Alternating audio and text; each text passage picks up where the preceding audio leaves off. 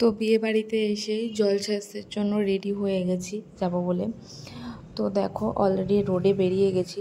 তো সকালেই দেখিয়েছিলাম যে আইব্রো করতে গেছিলাম, তারপরে বাড়ি আসার সময় এত পরিমাণ বৃষ্টি হচ্ছে। আর এই যে জলসাজতে গিয়ে মানে মানে একবার বৃষ্টি আসছে, আবার বন্ধ হচ্ছে, আবার দিন স্টার্ট হচ্ছে। মানে এই দেখো সবাই ওই সাইডে দাঁড়িয়ে আছে। মানে আমরা জলসাজতে বেরিয়ে রাস্তাটা কিছুটা এসে বৃষ্টি স্টার্ট হয়ে গেছে, দাঁড়িয়ে গেছি। আর এই যে এ তো অলরেডি মানে আমার ননদের মেয়ে বাড়িতেও ঢোকেনি, রোড দিয়ে এসে তারপরে চলে গেছি।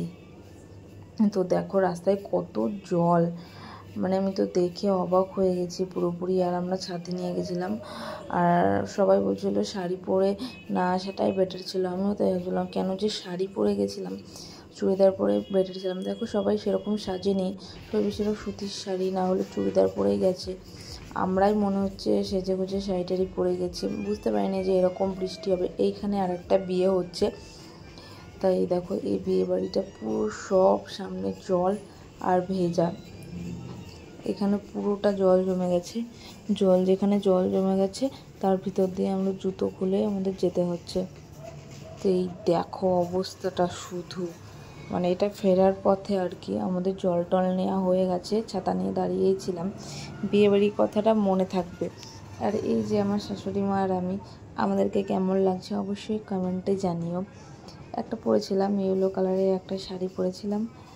এই শাড়িটা আমার বর আমাকে গিফট করেছিল জন্মদিনের জন্য, সেই শাড়িটা পরেছি। ওই শাড়িটা খুব প্রিয় আমার, বলতে পারো খুব পছন্দ হয়েছিল, আমাকে সারপ্রাইজ হিসেবে গিফট করেছিল। তো খুব আমার ভালো লাগে শাড়িটা পরতে। আগে একবার পরেছিলাম, এটা হচ্ছে সেকেন্ড টাইম পরলাম। তো এটা বাড়ি যাওয়ার পথে আর কি। দেখো এখন বৃষ্টিটা হচ্ছে না, কিন্তু রাস্তায় প্রচণ্ড জল। আর আমি শাড়ি তুলে হাঁটছি, মানে প্রচণ্ড মানে হাঁটু পর্যন্ত শাড়ি তুলে হাঁটছি। আর এই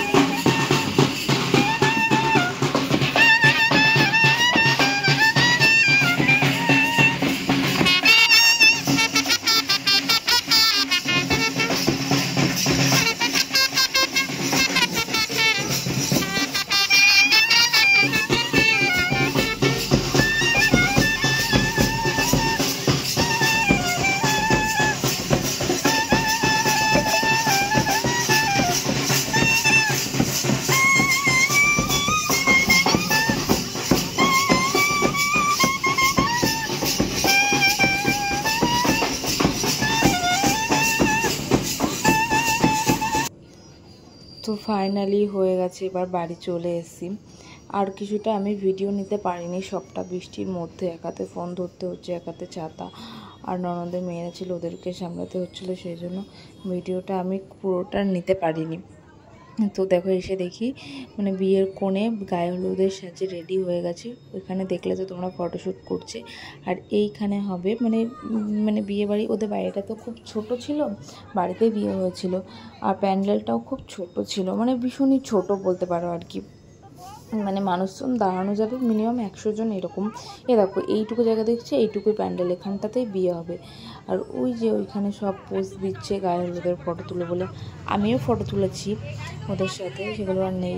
আর এই যে এইখানে শুরু হয়ে গেছে গায়ে হলুদের দেওয়ার জন্য, পোজ দেওয়ার জন্য। দেখো ওই যে কি দারুণ লাগছে তাই না, ড্রেসটা পরে বিয়ের কনেকে। এটা একজন খুবই কাছের একটা মানুষ আমার, বলতে পারো বিয়ে হচ্ছে। মানে আমার শ্বশুরবাড়ি এলাকার পাশে একটা মেয়ে, মানে আমার ননদের মেয়েকে পড়তো, সেই সূত্রে পরিচয় ছিল। আর খুব মিশুকে মানুষ, যাই হোক অনেক ভালো জায়গায় বিয়ে হয়েছে। আর মেয়েটাকে মানে দেখতে দারুণ লাগছিল, মানে সব কটা ড্রেসেই খুব সুন্দর দেখতে লাগছিল। আর এই দেখো এইটুকু জায়গা। আর বিয়ে ছাদনা তোলাটাও খুবই ছোট, এতটা লোক ভিড় হয়েছে। আমার শাশুড়ি মা বারবার বলছে যে আসো আসো ফটো তোলাম না, কেমন একটা লজ্জা করছিলো, সেই জন্য আমি খুব একটা ফটো তুলেছি অল্প কয়েকটা। ওই যে পিছনে মেয়ের মা ব্যাগ হাতে দাঁড়িয়ে থাকে, জানো তো বিয়ের দিন মেয়ের মা গার্জিয়ানদের কত টেনশান থাকে, সেই জন্য উনি আর কিছু ফটো টটোও তোলেনি। আর সেরকম ড্রেসও মানে ভালো পরেনি, টেনশান রয়েছে, চাপ রয়েছে, সব দায়িত্ব ওনার ওপরেই। দেখো তোমার শাশুড়ি মা এখানে ফটো তুলবে বলে দাঁড়িয়ে গেছে সবাই একসাথে মিলেমিশে। তো ক্যামেরাম্যান পোজ বলে দিচ্ছে, সেটাই দেবে আর কি। মাঝখানে আমাকে ভুল করে আমি নিজের ক্যামেরায় নিজের থোবড়া দেখিয়ে দিয়েছি আর কি। যাই হোক, ওটা স্কিপ করে দাও। ফাইনালি আমরা বিয়েবাড়ি থেকে চলে এলাম। তো ঘরে এসে দেখো যে হচ্ছে আমি আমার চুলে দেখো আমার গালে কতটা হলুদ মাখিয়ে দিয়েছে, অনেকটা। তো আমি ভাবছি এই হলুদটা রিমুভ করবো কীভাবে, কারণ এই হলুদটা না রিমুভ হচ্ছিলো না। অনেকটা রিমুভ করে কিন্তু হচ্ছিলো না, কী মেশানো ছিল আমি জানি না, বাট হচ্ছিলো না। তো আমার ঘরে এসে আমি কিছুটা সেই মুখের মেকআপ তোলার ওটা দিয়ে একটু রিমুভ করার চেষ্টা করলাম, তাও হয়নি। তারপরে কিছুক্ষণ দিয়ে ঘষে তেল দিয়ে অয়েল দিয়ে তারপরে উঠে গেছিলো। শাড়িটা চেঞ্জ করে ভীষণই গরম লাগছে। তো দেখো এখন ভীষণ গরম লাগছে। আর বিয়ের যেসব ফুটেজ ছিল আমি কিছুই নিতে পারিনি, কারণ বিয়েবাড়ি আমরা গেছিলাম 10টার সময়, তার আধা ঘন্টার মধ্যে বাড়ি চলে এসেছিলাম। মানে শরীরটা এতটা অসুস্থ লাগছিল, কিচ্ছু আমি তুলতে পারিনি। সো সরি, এই গায়ে হলুদের কিছুটা ভিডিও ছিল, সেই জন্য তোমাদের সাথে শেয়ার করলাম। তো তোমরা অবশ্যই লাইক অ্যান্ড কমেন্ট আর সাবস্ক্রাইব করো। এখনকার মতো বাই।